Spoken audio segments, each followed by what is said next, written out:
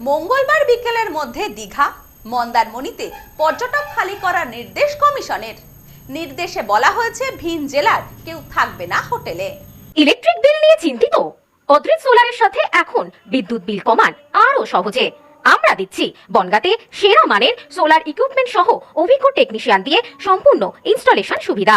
বিস্তারিত জানতে আজই কল করুন। ভোটের মুখে ঘুরতে যাওয়ার পরিকল্পনা করছেন? তাহলে এখনই সাবধান হয়ে যান। বেড়াতে যাওয়ার ক্ষেত্রেও জারি নির্বাচনের নতুন বিধিনিষেধ। কমিশনের পক্ষ থেকে পর্যটন কেন্দ্রগুলি ইতিমধ্যেই ফাঁকা করার নির্দেশ দিয়েছেন পর্যটকদের। কোন কোন পর্যটন কেন্দ্রের ক্ষেত্রে জারি এই বিধিনিষেধ, কি জানানো হয়েছে কমিশনের পক্ষ থেকে? আসুন জেনে নেওয়া যাক এই প্রতিবেদনের মাধ্যমে।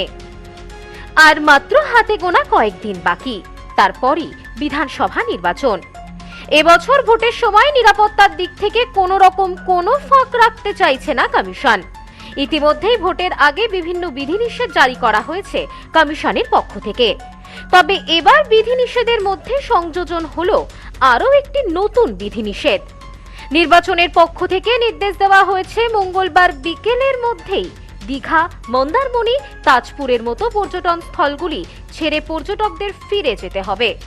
এই মর্মে বিজ্ঞপ্তি জারি করা হয়েছে যে তাতে স্পষ্ট লেখা, বাইরের কোনো রাজনৈতিক নেতাকর্মী থাকতে পারবেন না দীঘা সহ সেখানকার জনপ্রিয় পর্যটন কেন্দ্রগুলিতে।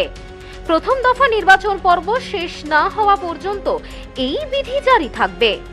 তার ভিত্তিতে হোটেলগুলিও জানিয়ে দিয়েছে যে 21 তারিখ বিকেল থেকে 23 তারিখ পর্যন্ত সেখানকার হোটেল, গেস্ট হাউসগুলিতে বাইরের কোনো ব্যক্তি থাকতে পারবেন না। 23 তারিখ বৃহস্পতিবার রাজ্যে প্রথম দফা নির্বাচন। 152টি আসনে হবে ভোট গ্রহণ। এর মধ্যে পড়ছে পূর্ব মেদিনীপুরের সবকটি আসন। এখানকার রামনগর বিধানসভা কেন্দ্রের অন্তর্গত দীঘা, মন্দারমণি, তাজপুর, উদয়পুর, শঙ্করপুর সহ সবকটি জনপ্রিয় পর্যটন স্থল। সারা বছর পর্যটকদের আনাগোনা লেগেই থাকে এই জায়গাগুলিতে।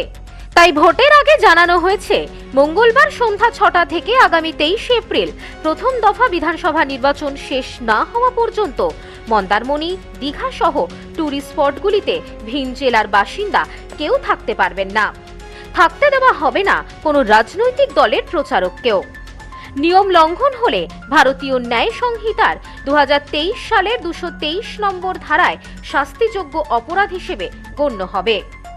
কমিশনের তরফে এই বিজ্ঞপ্তি জারির পর সোমবার রাত থেকে দীঘা মোহনা এবং মন্দারমণি উপকূল থানার পক্ষ থেকে মাইকে প্রচার শুরু হয়েছে। পর্যটকদের বিকেল 5টার মধ্যে সব স্থান ছেড়ে যেতে বলা হয়েছে। কমিশনের পক্ষ থেকে পরিষ্কার জানিয়ে দেওয়া হয়েছে, ভোট চলাকালীন এলাকার শান্তি শৃঙ্খলা বজায় রাখার লক্ষ্যে এই সিদ্ধান্ত নেওয়া হয়েছে। শান্তিপূর্ণ নির্বাচন সম্পন্ন করতে সমস্ত রকম পদক্ষেপই গ্রহণ করা হবে বলে স্পষ্ট জানিয়েছে commission. Bureau report, news no man's land, Digha. New PC jewellers, সম্পর্ক গড়ে দেয়। বনগাঁতে আমাদের 3টি শোরুম প্রতিদিনই খোলা।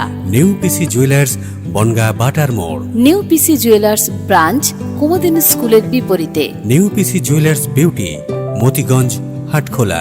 আমাদের এখানে সোনা কিনুন পেপারের দামে।